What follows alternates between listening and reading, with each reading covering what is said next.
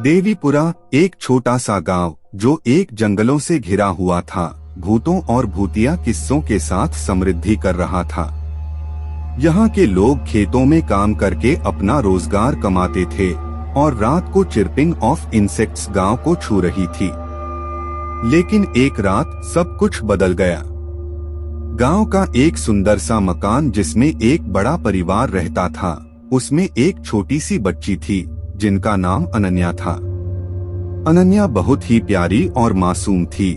उसके बड़े भाई ने हमेशा उसकी रक्षा की और उसे अपने साथ खेतों में भी ले जाता था। एक रात जब सभी सो रहे थे, अनन्या ने एक अजीब सी आवाज सुनी। वह धीरे धीरे अपने कमरे से बाहर निकली और देखा कि रात का साया गांव को ढंग से ढाक रहा था। कुछ अजीब सी चीजें छुपी हुई थीं, जो अनन्या को घबरा देने वाली थीं। उसने अपने भाई को जगाया और उन्होंने साथ में बाहर जाने का निर्णय किया।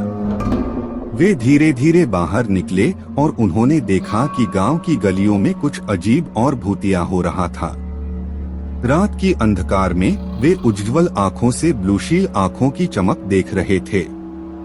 अनन्या का भाई ने कहा, ये कौन है और ये क्या कर रहे हैं? अचानक वे एक भूतिया महसूस करने लगे।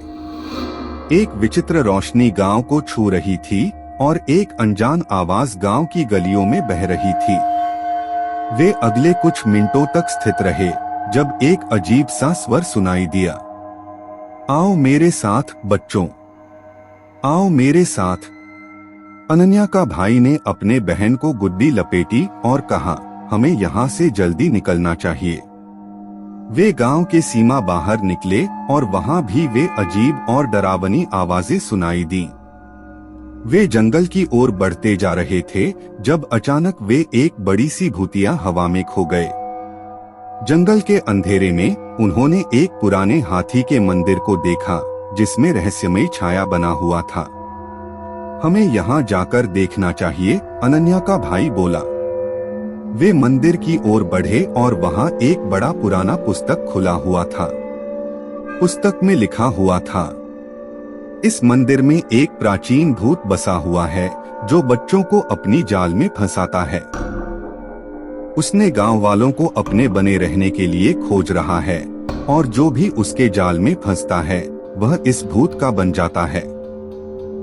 अनन्या का भाई ने कहा, हमें यहाँ से जल्दी निकलना चाहिए, यह गांव अब हमारे लिए सुरक्षित नहीं है। वे वापस गांव की ओर लौटे और जब वे गांव पहुँचे तो वहाँ से भी सभी लोग गायब थे। गांव में एक भी आत्मा नहीं थी, सभी कुछ एक अजीब सा हो गया था। अनन्या और उसके भाई ने अपने घर को ढूंढते हुए देखा, लेकिन उन्हें अपने परिवार का कोई स्पर्श नहीं मिला। उन्होंने गांव के सभी मकानों की तलाश की, लेकिन सब कुछ खाली था। यह भूतिया गांव बन चुका था। अनन्या और उसके भाई ने अपने आप को अजीब सी जगह में पाए जो कुछ दूर जंगल में छिपी थी। वहां एक छोटा सा गुफा था जिसमें एक भीषण भूत बसा हुआ था। वह अब इस भूत के जाल में फंसे थे जिसे वे बचाने के लिए यह सारा खोज रहे थे। भूत ने अनन्या और उसके भाई को देखा और बोला, तुम्हें बचाने के लिए तुम्हारी मदद करना मेरी शपथ है, लेकिन तुम्हें मेरी बातों का पूरा पालन करना होगा। भूत ने उन्हें बताया कि गांव वाले ने एक पुराने यात्री को जबरदस्ती भगाया था जिसने मंदिर में बसे भूत को खोलने का प्रयास किया था, लेकिन उसकी पूरी कोशिश व्यर्थ रही थी और वह खुद भूत बन गया था। उसका उद्दीपन गांव को बसा लिया और वह अब अपनी शक्ति को बढ़ाने के लिए और भी बच्चों को बसाना चाहता था। अनन्या और उसके भाई ने उस भूत की मदद की और उसे उसकी शक्ति वापस प्राप्त करने में मदद की।